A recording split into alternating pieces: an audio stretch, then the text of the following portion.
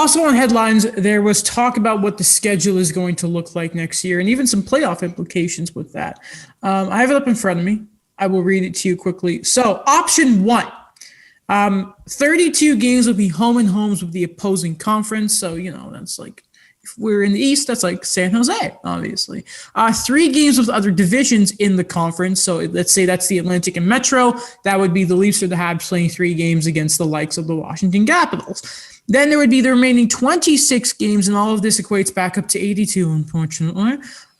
The other 26 games would be 4 versus 5 teams or 3 versus other 2 members of the division. So obviously that'd be, the 4 games, Leafs and Habs and all that sort of stuff. And what's interesting about option 1 is I don't think anyone really cares about the amount of games you're playing against certain teams as long as you're playing against them all. We all know that normally it's 1 road game in a given season versus the Californian teams. We all know that. What's interesting about this is it would likely be a conference playoffs. So the way I basically take that is in option 2 has the divisions, and we'll talk about that one in a second, that would hopefully mean a 1 through 8 playoff, which is, I think, everything we all want. Mm-hmm.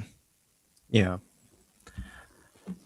It'd be kind of weird thinking about that something like that would come back. Yeah, maybe because it makes sense. It's logical, and the NHL just is the opposite of that and love doing everything the most difficult way possible. I think it's because they tried to separate. I remember the whole division leaders thing that I remember when Carolina was either 1 point out of the playoffs or they were in 3rd place. I remember that. I'm pretty sure that right now the Rangers are going to miss the playoffs. And I think they have, let me just get the standings up here because this is something very interesting. So the Montreal Canadiens right now are sitting 4th in the North with 49 points. If we look at the East Division, the Rangers have 54 and are 5th. Also, something kind of embarrassing, the Habs have the same amount of points as the Philadelphia Flyers. Just a cool little thing with that. So, and we've seen this, everyone has been complaining about, the second round matchups, the Penguins and the Caps. Now, you guys know me. I've always been the thing of, shut up. You have to be good teams in order to win.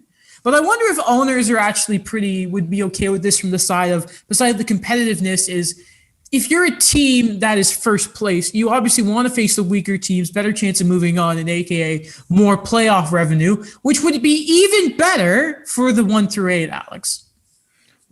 Wait, say that again. I'm so confused at how this is different than the regular schedule, the regular 82 game schedule. Well, the big it's difference. It's not, right? It's just the playoffs. Yeah.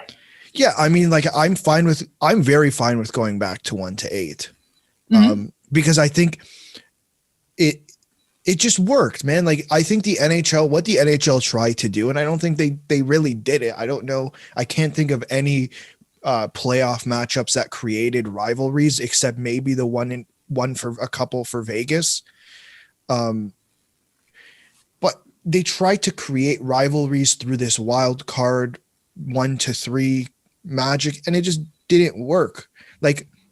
How Boston and Toronto met how many times, and Toronto lost all 3 times. But let's be honest, it was a one-sided rivalry. Boston could not care less.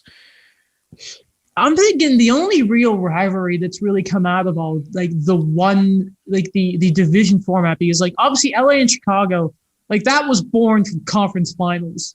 Same with the Ducks in there. Right. Even today with the Caps and Tampa Bay, that's been in the conference finals. I do the only one I can think of, and it was a blown call that led to it, is San Jose and Vegas. Yeah. With that Pavelski Game 7 stuff, which is, by the way, one of the best 10 minutes of hockey you'll ever watch. And we're probably not going to see that. No, well, that matchup this year, for a while. The Sharks are bad. They are very much bad. So option 2 is kind of interesting because, first of all, it goes back to the division playoffs. So that's top 3 with the 2 wild cards. It sucks. We all hate it. We all really, really hate it. Because remember, the Pacific was the weakest thing and somehow the best 3 teams. It was bad. They didn't deserve it. So home and home with the other three divisions completely. So that's 48 games. And then there would be 4 games each against your division. That's 28 total games. That's more against your division, probably more important games because, those are the guys you're chasing, more what we call the 4-point games. The division playoffs are, yes, of that. And 6 games left over for special scheduling. Special scheduling. That I like. So, okay. What the hell does that mean, Alex? Well, if these guys in the NHL scheduling department are smart, each Canadian team plays the other Canadian teams. There's 7 Canadian teams, right? You take one out and they play each other. Right? So there's 6 games that leaves each team to play each other Canadian team in extra time. Mm-hmm. I think there's clearly a love for Canadian teams playing each other. I think people want to see your team playing other teams. I want to see Toronto play Tampa. I want to see Toronto play Colorado. But to have those 6 games and 6 games left where you can say, hey, we'll throw in an extra Canadian team in your schedule. I don't like the division playoffs. I'm not entirely sure why we have to keep the division playoffs in this scenario and why we can't have the conference parity. But I do like that special scheduling because you want to create a rivalry. That's how you do it. I would also, as opposed to, no offense, I'm not as in love with, I don't know. I maybe it's just because I haven't seen any other teams play against Montreal. I'm getting a little sick of the Canadian teams. And there's not been enough hatred like we were promised. You could also do it no offense, but I would rather have a few more games against the Bruins, even if it's the Bruins, than I would against the Sens. You could, and that could add to the rivalry stuff here. See, I like how you're gonna put it there, Alex. There's potential for the NHL to do something fun. I just kind of wish that was included with the conference playoff stuff.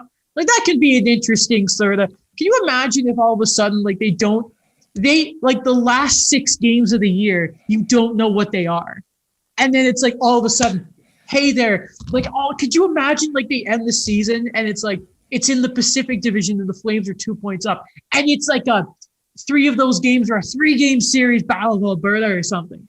Obviously, the teams will say, no, shut up, you tell me what it is, because obviously scheduling, booking arenas and all that is very important. But I think, I don't know for that, but I think I like the promotional aspect of it because when you talked about, trying to recreate these rivalries in the division and, we are getting a bit sick of the North Division seeing the same teams all the time. But I think that, and I again, this is a baseball reference, but if you could keep that idea of the rivalry, but you have a lot of promotion for that upcoming series that you're playing against one team for 4 games, right? That will set up the momentum. But at the same time, this has to be something post-COVID where you'll still have other series against other teams. By the way, it was made very clear that there is no Canadian division next. Friedman made it very clear, no Canadian division. It's gone. That's what I'm saying. So and we'll get to these two teams later. Toronto and Winnipeg would only play each other 2 times in the regular season. Yeah. Right? Imagine you add an extra game of that. Right? You're not creating what the NHL, I think, has been trying to do. And I said before, they're trying to create rivalries. That doesn't work. You have to let the players pick in a way, pick the rivalries. And then you have to promote the crap out of that. And having these special occasions, I think it allows it. So it allows it to happen. It allows it for the NHL to build on that. I kind of agree because, again, when we talk about promotions, I wanted to see where the Matthew Tkachuk versus, the Toronto Maple Leafs storyline went, but I feel like that dissipated. It fizzled away like the Flames season did. Yeah. Get out of here, Calgary. Or if we even do a major throwback, the Battle of Ontario between the Leafs and the Sens, they played each other 4 times out of 5 seasons in the playoffs in the early 2000s. And that wasn't from, some artificial way of trying to make them play against each other. It's just that the teams were good, and they were good, and they had these like key matchups that whenever they played against each other, there was that, like that edge towards each team. Mm-hmm.